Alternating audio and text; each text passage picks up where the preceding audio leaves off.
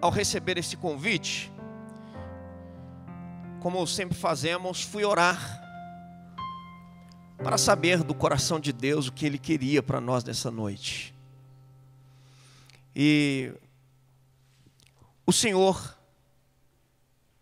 me levou a fazer um paralelo com essas duas mulheres. Essas mulheres são antagonicamente opostas umas a outras. Elas têm problemas totalmente diferentes uma da outra. Uma é pobre, a outra é rica. Uma está passando um estreito terrível, porque financeiramente ela está endividada e seus filhos estão quase sendo levados por escravo para pagar a dívida. E a outra tem dinheiro suficiente para construir uma meia água para um profeta, dá ele cama, dá ele cadeira, dá ele lanterna, dá ele toda a provisão nos momentos em que ele passar pela cidade de Sunem. As duas têm problemas difíceis. As duas têm, nisso elas concordam. As duas têm problema. Porque, irmãos, não importa, porque às vezes a gente acha que o problema é só financeiro. E se formos supridos financeiramente, os problemas se acabam. Não é assim. Muitas vezes, as pessoas com menos recursos são muito mais felizes do que quem tem muito recurso. Muitas vezes, a pessoa passando privações com o pão de cada dia, com os seus centavos contados por dia de amanhã, ela é muito mais feliz do que aquele que tem várias contas bancárias, vários cartões de crédito. Ela consegue deitar no seu travesseiro simples, na sua cama simples e dormir. Enquanto o outro, com todo o recurso que tem, não consegue colar a pestana. Não consegue dar um cochilo, a não ser por meio de medicamentos, de auxílio medicamentoso. Mas essas duas mulheres têm problemas na sua própria casa. Porque alguém já disse assim, era melhor não ter filho do que ter filho e ver ele sendo levado escravo. Era melhor não ter gerado. Alguém já disse isso. Era melhor não ter gerado, porque é tanto problema. Qual mãe gerou, passou 9 meses com um bebê em seu útero e fica satisfeita em visitá-la numa penitenciária, numa casa de recuperação? Qual mãe? Nenhuma. Apesar de todo o amor que tem, nenhuma mãe gera filho para ser escravo. E alguém já disse, a luta está tão grande que ele já disse assim, era melhor não ter filho. Melhor eu ser estéril. Naquele tempo, a esterilidade era penosa. A mulher que só servia para gerar filhos, sofria demais, era desdenhada. Está aí a história de Ana. Mas essa mulher rica não tinha, naquele tempo, recurso para fazer uma inseminação artificial, para recorrer aos médicos, à medicina, como nós temos hoje. E às vezes, o recurso acaba inibindo a fé. O recurso acaba se opondo à fé. Porque eu tenho dinheiro, eu posso ir, eu posso vir, eu não preciso orar. Eu não preciso jejuar. Para que campanha? Multiplicação de azeite? Se é o azeite físico que estamos falando, eu ligo para o diretor da Coamo e mando ele entregar barris e barris de azeite aqui para distribuir para a igreja. Mas uma coisa não se compra: o dom de Deus.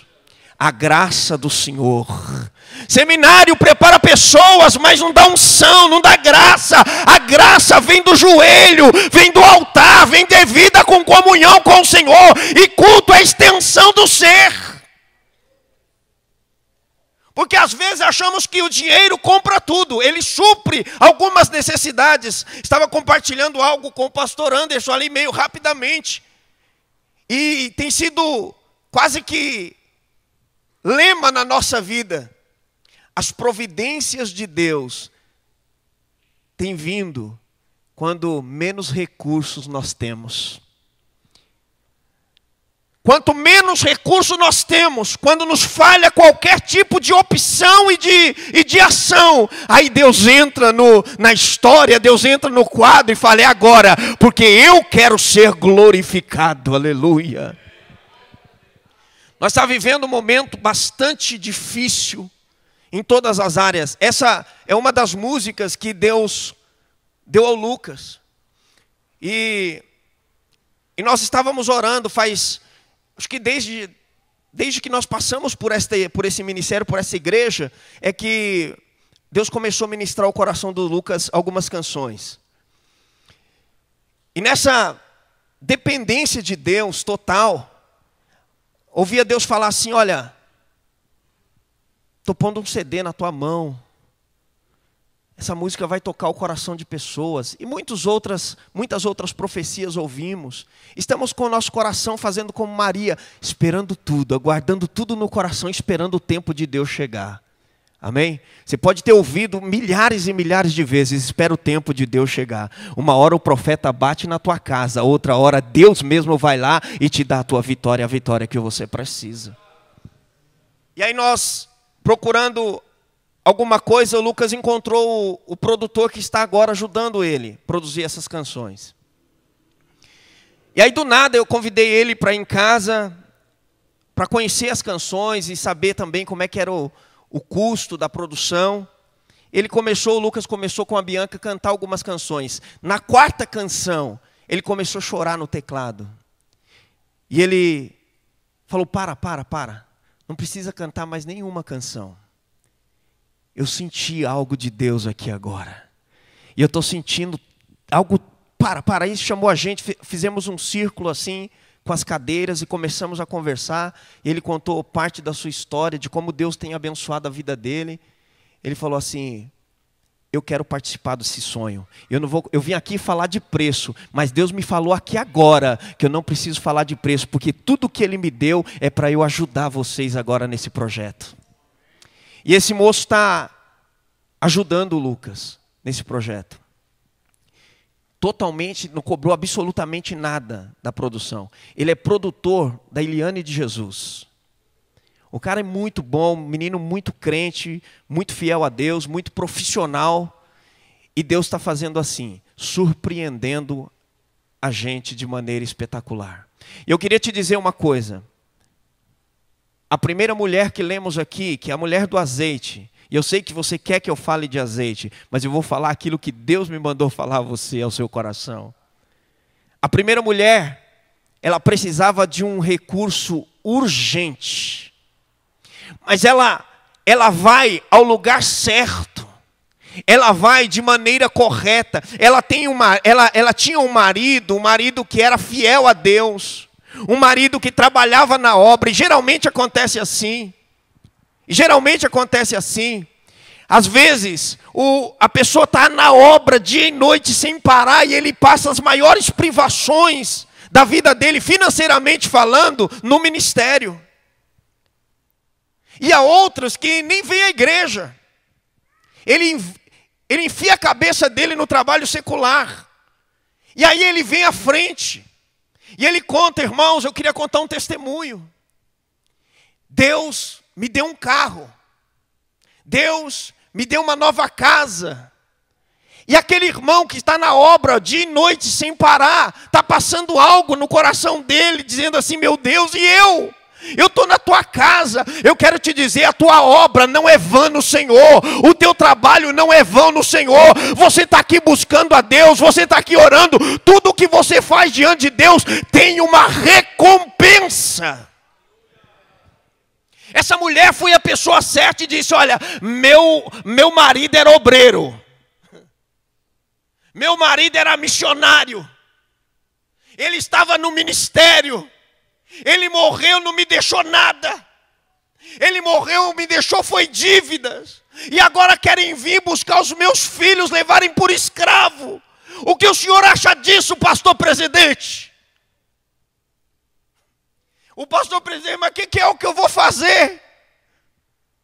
Há duas verdades aqui que eu quero transmitir ao teu coração. A primeira provisão está na tua casa. Diga, na minha casa. A segunda provisão está na vida do outro. Alguém Deus vai usar para abençoar você. Alguém Deus vai usar para tirar você dessa calamidade. Alguém Deus vai usar para fazer com que aquilo que você tem em casa, aquela pequena vara, aquele pequeno lanche, aquele pequeno copo de água, aquele pequeno vaso de azeite, Deus vai usar essa pessoa para fazer um milagre na sua vida. Levante a sua mão e receba da parte de Deus. Essa mulher tinha um recurso, era pouco, quase nada diante do que ela precisava.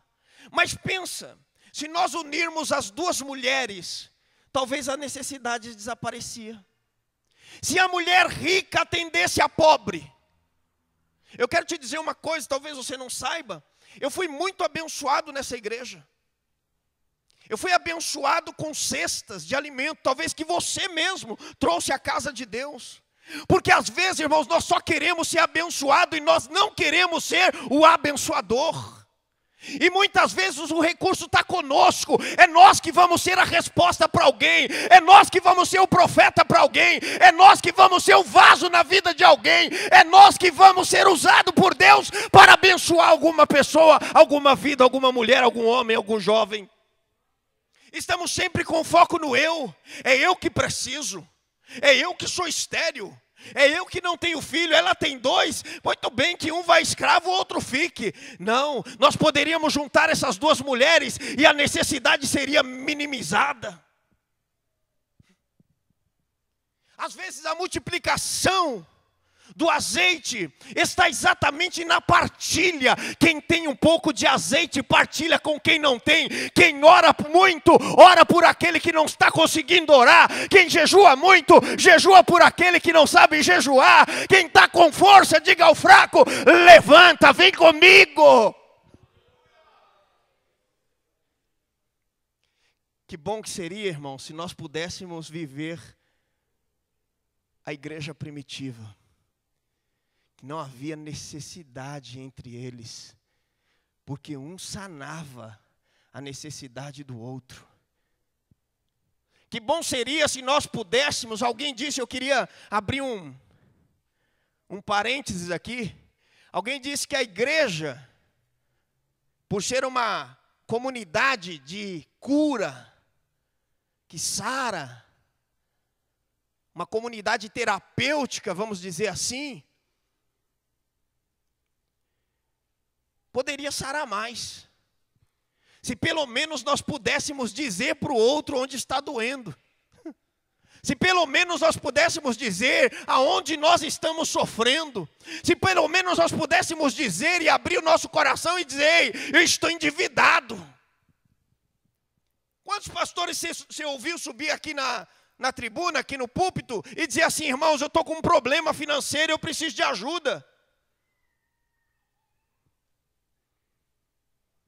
Talvez a igreja não esteja preparada para atender a necessidade do outro. E aí o azeite vai minguando. Sabe por quê? Porque nós não atendemos a necessidade do outro. Porque cada vez que você derrama azeite na vida de alguém, o seu azeite se multiplica. Cada vez que você abençoa alguém, você é abençoado. Cada vez que você estende a mão ao necessitado, tem crédito no céu para a tua vida.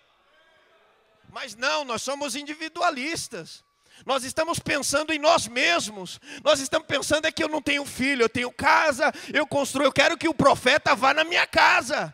Eu quero que ele passe todos os dias, quando ele vier aqui fazer missões, eu quero que ele vá almoçar na minha casa. A minha casa seja o lugar onde o profeta descanse. Se o pastor vai visitar, eu quero que ele visite a minha casa. Eu não quero que ele vá na de fulano e de Beltrano. Irmãos, nós somos egoístas demais para que Deus multiplique o azeite sobre nós. Quando deixarmos o egoísmo e partirmos da necessidade, do princípio de que alguém precisa de mim, talvez o azeite comece a ser derramado mais e mais sobre nós. O pastor fez um convite, perguntou: quem está aqui nos visitando? Será que no seu carro não cabia mais um? Será que você tem desafiado alguém a ver a casa de Deus, ouvir o evangelho, crer em Jesus, ser impactado? Ou você está bênção demais, a ponto de você desfrutar todo dia, toda quarta, todo domingo da bênção de Deus e não partilhar com ninguém o teu milagre e a tua salvação? Se a igreja, disse alguém, fosse um boteco, talvez fosse mais seguro contar os problemas. Porque lá eles dizem um para o outro os seus problemas, as suas angústias, e a pessoa ouve por aqui e não sai por aqui. Ele ouve e acabou. O importante é que ouviu. Tem gente que vem à igreja que ele não quer multiplicação de azeite, ele quer multiplicação de ouvidos. Ele quer ser ouvido. Tem gente que vem à igreja, ele não quer multiplicação de azeite, ele quer multiplicação de abraço. Tem gente que vem à igreja, ele quer ser amado, ele quer ser honrado, ele quer ser abençoado. E eu quero dizer que Deus está levantando hoje, e aqui nesse lugar tem gente suficiente capaz de amar alguém, de honrar alguém, de abraçar alguém e de ouvir alguém no nome de Jesus. Que bom seria. E eu creio que o Espírito Santo está neste lugar, amém? Essa mulher, ela tem uma semelhança com a outra. Ela vai à pessoa certa. Ela vai ao profeta e diz o que ela precisa. A outra, ela tem uma necessidade velada. Tem gente que é fácil a gente identificar, está com problema, está chorando, está descabelada. A outra, não, ela esconde a necessidade. Ela diz assim: eu não vou falar a minha necessidade. O que você precisa? Não preciso de nada. Quem não precisa de nada aqui, levanta a mão. Está vendo?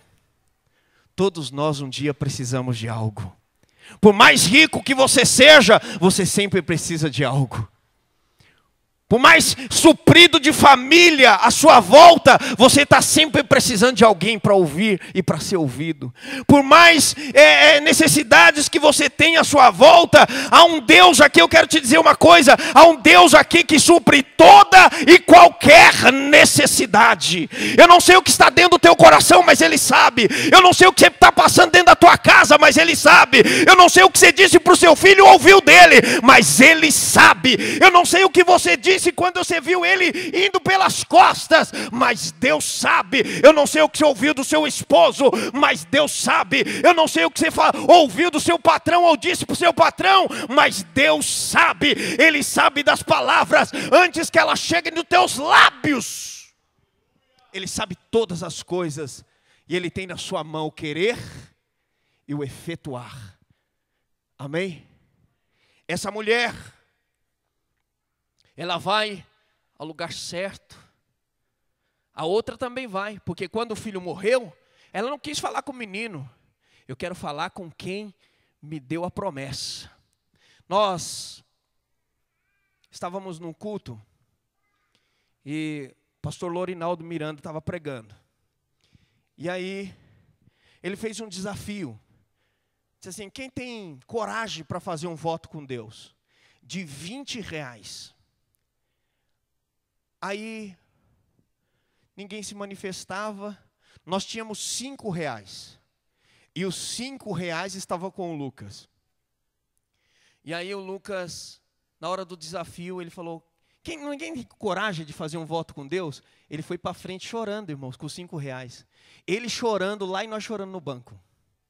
Meu Deus, que esse menino está doido. Os únicos R$5 ele vai fazer voto com Deus. E ele foi lá na frente chorando com o envelope. Chegou lá na frente. O pastor Lorinaldo disse assim, só esse menino vai vir? Aí veio mais 2 pessoas intimidadas pelo convite, foi para frente. Ele olhou para o Lucas e disse assim, menino, por causa dessa sua fé, porque adolescente também tem fé, irmãos. Adolescente também tem lanchinho para abençoar a multidão. Posso ouvir um amém? Não, porque adolescente só dá problema, pelo amor de Deus. Os meus não, graças a Deus, amém? Ele foi à frente, e o pastor Lorinaldo disse assim, ó, menino, conta 90 dias, e nesses 90 dias, dentro desses 90 dias, Deus vai dar uma bênção muito grande para a sua família, por causa desse seu voto. Ele chegou em casa, porque assim, uma coisa é prometer para crente velho, né? Crente velho, 90 dias. 5 dias depois, acho que até ali na porta, ele já esqueceu a promessa. Não é? Ele foi lá, contou na folhinha. 1, 2, 3, 4, 5, 6, 7, 20, 30, 40, 50, 80, 89, 90. Fez um círculo em cima dos 90 dias. Passou todo esse período. Na semana dos 90 dias, ele chega e diz, mas 90 dias é domingo. Tipo assim, chegou no limite. Vamos pensar, 90 dias, domingo, quem que poderia nos dar uma grande bênção domingo? Quem poderia te dar uma grande bênção, aleluia, nessa quarta-feira? Quem poderia suprir todas as suas necessidades em glória? Quem poderia dar um grande milagre diante dessa necessidade que você está passando? Quem poderia tirar desse emprego que você está e te colocar num emprego bem melhor, ganhando o dobro, se não o triplo, se não o quíntuplo disso que você está ganhando? Quem poderia te exaltar na terra do vivente? O Deus que você serve e o Deus que eu te anuncio nessa noite. Na semana, segunda, terça, quarta, na quinta-feira me liga um irmão. Ele diz, Zé Carlos, onde você está? Eu falei, estou em casa. Zé Carlos, é o seguinte, o Anderson está vindo aí. O Anderson é um irmão que nós temos, que somos conhecidos. Os dois, nós compartilhamos de muitas bênçãos juntos. Ele disse, o Anderson está vindo aí. Ele quer te ver. Eu falei, tem problema. Vamos tomar um café aqui em casa. Aí ele falou assim, eu sempre fui abençoado pelos Andersons. E esse Anderson falou assim, o Telson falou assim, ó, seguinte, o Anderson está vindo aí, ele quer ver você. Vamos fazer o seguinte, vem aqui na minha casa, no sábado. Sábado, 90 dias dá no domingo. No sábado eu fui lá, chegamos lá à noite. E aí, cheguei, não achei nada estranho. Entrei na casa dele, começamos a tomar café. Começamos a conversar, passou 9, 10 horas, 10h30 ele chamou a gente para fora. Irmãos, a bênção tem hora para acontecer. Quando Deus marca, Ele nunca falha, amém? Quando Deus diz, Ele nunca esquece. Deus não mentiu para você. Aleluia. Deus não mentiu para você. Ele não mente para ninguém. Porque o pai da mentira é o diabo. Se ele disse, ele vai fazer na sua vida. Quem crê nessa palavra? Quem crê nessa palavra tem vaso aí que vai ser cheio. Se Deus diz que vai te usar, Ele vai te usar. Se Deus diz que você vai ser pregador e profeta, você vai ser. Porque na ótica de Deus você já é. Chamei para fora, 10 e pouco, 11 horas da noite, começa a compartilhar algumas coisas, perguntou como é que está o Monza. Os irmãos aqui lembram do Monza, né? Vermelhão. Como é que está o Monza? Falei, está indo aí. Quando a gente acha que é confirmação se é para ir para a igreja essa ou aquela, aí ele pega. Se não é para ir, ele não pega não, nem empurrando. Nem empurrando. O rastro de fumaça, aquele era ungido, rastro de fumaça e óleo. Não é? Mas era uma bênção, foi bênção para nós o tempo todo nessa cidade. Trabalhei 2 anos lá em Araucária, numa casa de recuperação, e o mãozinha indo para cima e para baixo, nos levando para fazer a obra de Deus. E eu falando para ele, ele falou, precisa fazer o motor dele agora, para ver se a gente vende, compra um outro, enfim. Aí ele começou a compartilhar e disse, Zé Carlos, é o seguinte, tinha 2 carros, uma Space Fox e um Clio Sedan. Ele chegou e falou assim, quando eu comprei esse carro, Deus falou que era dele. E aí eu não entendi, falei, tá bom, senhor, é do Senhor, então tudo bem. É do Senhor. Começou a emprestar para um, emprestar para outro e usar. Mas Deus falava contundentemente no seu coração, de forma forte e profunda. Esse carro é meu, esse carro é meu. E ele disse, há 2 semanas atrás, Deus me incomodou de tal maneira que eu ousei perguntar, Senhor, tá bom, se é do Senhor, para quem que eu vou dar? Ele falou, vai lá e leva para a família Santos, lá em Curitiba, que eles estão esperando essa bênção. Ele enfiou a mão no bolso, tirou os documentos, tirou a chave e falou, é teu. Mas irmão, ele não me deu carne, ele me deu carro.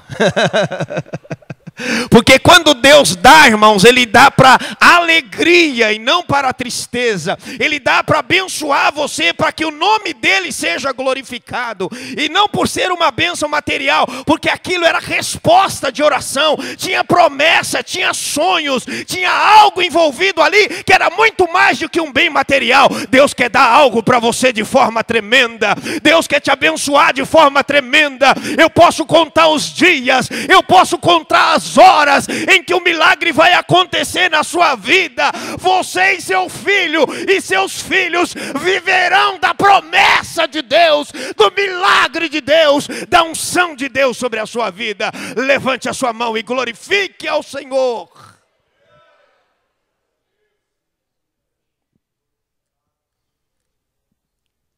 A mulher fechou a porta e nós fizemos assim. Num dia eu tinha um Monza velho, no outro dia eu tinha 2 carros. E eu não sabia a grandeza do milagre, saía, olhava lá fora. Meu Deus, mas será que o Anderson não vai a Santa Catarina e voltar para buscar a benção?